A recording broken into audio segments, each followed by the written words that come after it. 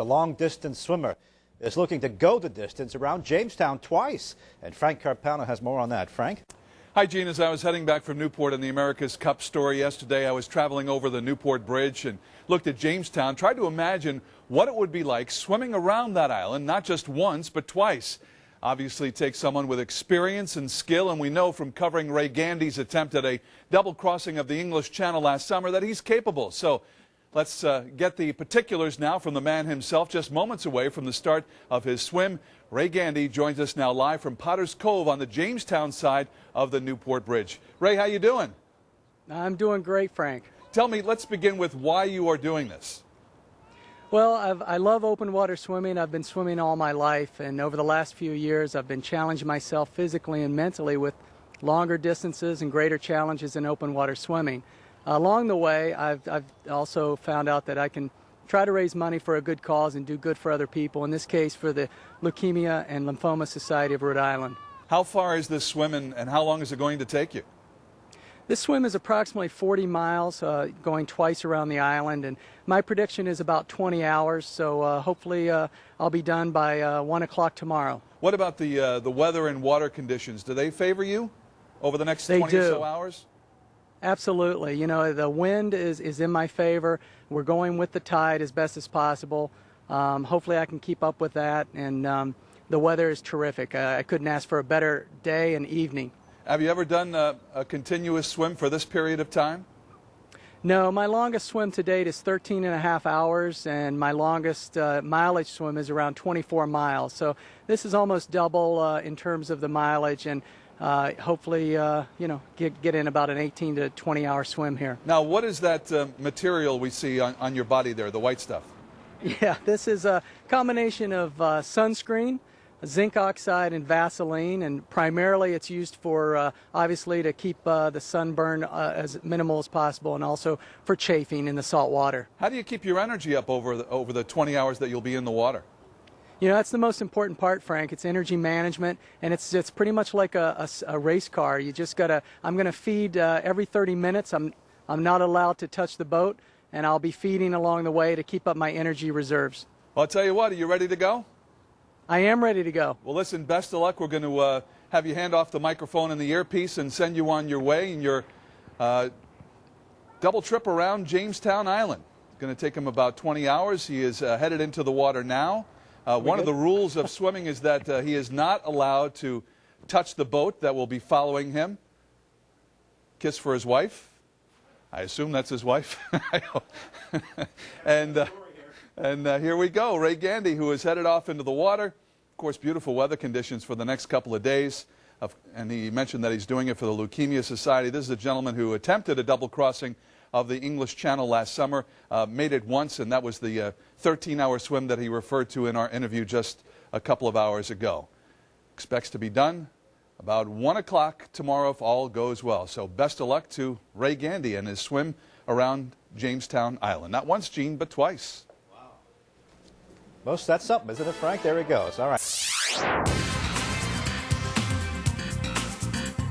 He did it. Distance swimmer Ray Gandy has completed the biggest challenge of his swimming career. Just after 1 p.m. this afternoon, Gandy completed 2 laps around Jamestown, a 40-mile swim that he predicted beforehand would take 20 hours. He finished in almost 20 hours to the minute. Greeted at Potter's Cove in Jamestown by his family and friends, collapsing into his wife's arms, the purpose of Gandy's swim was to raise money and awareness for the Leukemia and Lymphoma Society. There was a few times that I didn't think I was going to make it today. Last night, right at the start, first 3 hours were difficult. I thought I was going to have to call it then, but we fought through it. You were swimming against the tide going around Beavertail. We saw you last night. I don't know how you did it. How were you feeling at that time? That was tough last night going around Beavertail. I got cold, a lot of leg cramping. I thought it was going back into Beavertail last night was difficult.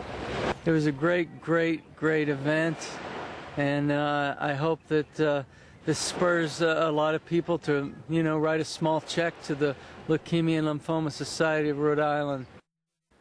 Congratulations, Ray, on an amazing accomplishment. It was an incredible feat of courage and endurance yesterday. Distance swimmer Ray Gandy completed 2 laps around Jamestown. a 40-mile swim that took him about 20 hours to complete. The purpose of Gandy's swim was to raise money and awareness for the Leukemia and Lymphoma Society. And he's here now with Frank Carpano to talk about his swim. Hi there, Frank. Hello, Barbara. Thank you very much. Yeah, it's been a very eventful couple of days for Ray Gandy from Coventry, and he joins us now. Pulled him out of a holiday family party. It's very nice to see you. Congratulations. Thank you, Frank. How you feeling? I'm feeling pretty good, actually. Feel good, yeah. Can you talk a little bit about, before we get into the particulars of your swim, of the aftermath? Once you came out of the water yesterday, tell us what happened. You know, after being in the water for 20 hours and limited blood flow to your extremities, quite frankly, especially your legs, it's a little bit hard to catch your legs when you stand up. I was fortunate to be able to stand up and put my arms in the air, but after that, when my wife went to hold me, she felt the full weight of myself, you know, kind of go right onto her. So right at that time, I was having a little bit of some hallucinations and some effects of just the exhausting event that I went through. And then you spent a night in the hospital. I did. You know, we thought it was the best thing to go get checked out. I went to the Kent County Hospital and had some IV fluids run through me and feel terrific today. They did a nice job. What was the toughest part of your swim?